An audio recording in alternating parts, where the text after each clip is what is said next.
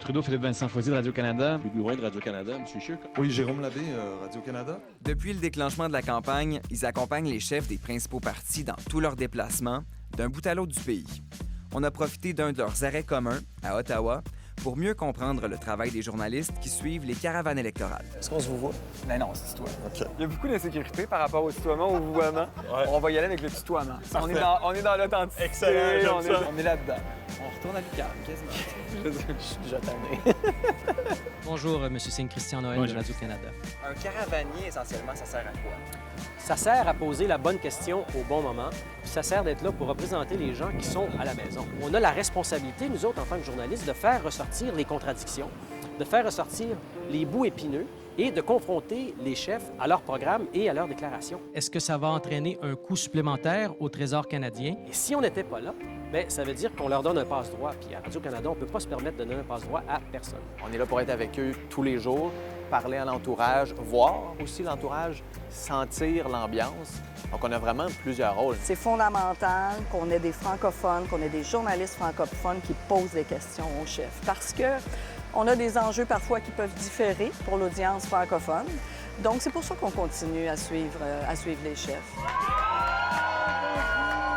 Qu'est-ce que c'est une caravane? Une caravane, c'est en théorie plusieurs bus qui se suivent. Or, le NPD n'a pas les moyens de payer plusieurs bus, donc on partage le même bus. Je te donne un exemple. C'est de proximité, ça, là. C'est beaucoup de proximité et parfois, je veux dire, il n'y a même pas de porte qui nous sépare dans certains autobus. Alors parfois, ils se font une réunion ensemble stratégique.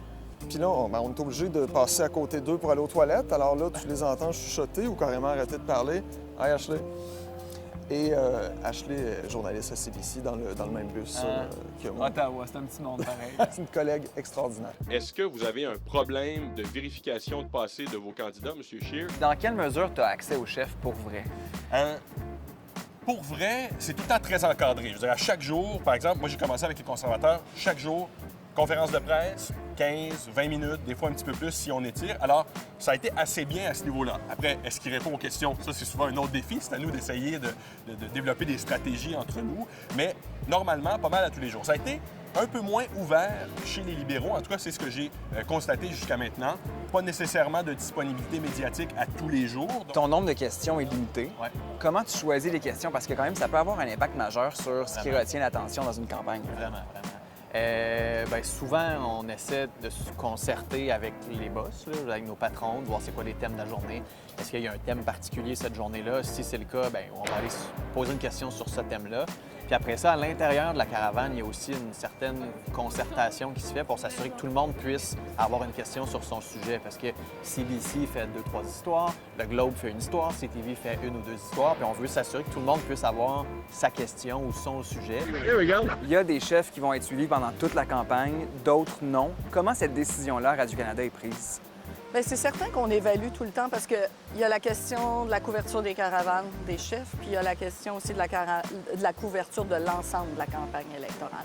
Donc, c'est certain que les caravanes de chefs, il y a des critères qui sont vraiment objectifs. Quel est, par exemple, le poids politique, la représentation des partis politiques à la Chambre des communes, par exemple? Quels sont les derniers sondages au cours des derniers mois? Donc, on prend des décisions en fonction du poids politique des partis. Une journée typique, ça ressemble à quoi dans la vie d'un caravanier? Ça commence tôt, ça finit tard, puis on dort 4 heures par nuit, à peu près 4, 5, 6 heures, c'est une bonne nuit. C'est arrivé, par exemple, au début avec les libéraux, on a fait 3 provinces dans une journée. Mais ça, c'est des journées plus de début et de fin de campagne, où est-ce qu'on veut essayer de couvrir le plus grand territoire possible, de voir le plus de monde possible. Là, tu as un petit kit de survie, là, Oui, très important. qui m'intrigue beaucoup. Oui, absolument. Ça, c'est... J'ai ma vie là-dedans. Je peux aller en direct de n'importe où. J'ai mon petit trépied. Si jamais il arrive quelque chose, je peux mettre mon téléphone, faire un direct comme ça. OK. Mais le plus important, c'est caché ici. Ça, c'est ma pharmacie personnelle. Alors ça, c'est l'ensemble du bon journaliste. Contre le mal de tête. Contre le mal de tête. Gravol, parce qu'écrire dans l'autobus, ça donne mal au cœur. Oui. OK. Ensuite, des petites vitamines, parce qu'on ne veut pas tomber malade au milieu de la campagne Ben non, et perdre sa surtout voix. pas. Ce serait bien dommage. Là, la campagne achève. Ouais. Qu'est-ce qui te manque le plus? La maison. On voit pas beaucoup la maison, quoique aujourd'hui on est à Ottawa. Combien de rares fois? Le dodo. Faire ma propre bouffe. Ça revient, ça? Ouais. Manger froid, là, c'est plutôt moyen. Et ne pas dormir chez soi.